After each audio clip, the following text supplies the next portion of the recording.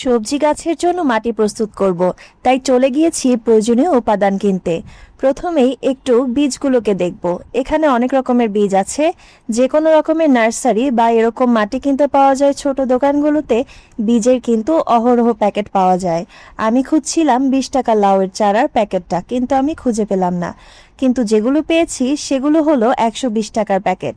আর অনেক খুঁজে যখন একটা 50 টাকার প্যাকেট পেয়েছি, উল্টিয়ে দেখলাম এটা তো মূলা, এটা তো লাউ না।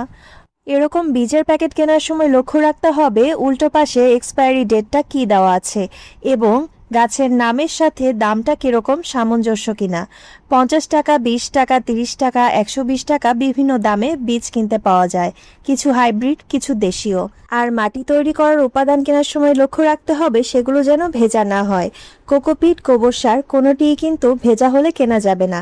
গোবর সারটা হাত দিয়ে ভাঙার পর দেখলাম ভেতরে এখনো সবুজ আছে, অর্থাৎ ওটা প্রসেস করা হয়নি ঠিক মতো। তাই আমি নিয়েছি এই ভার্মিটা। দেখুন অনেক বেশি ঝরঝরে। তবে ভার্মির চেয়ে আমি গোবর সারটাকেই বেশি প্রিফার করি। ওটা প্রসেসড হলে আমি ওটাই নিতাম। এখানে দেখলাম কিছু গমের বীজও আছে। এগুলো মেইনলি পাখিকে খাওয়ানোর জন্য বিক্রি করা হয়।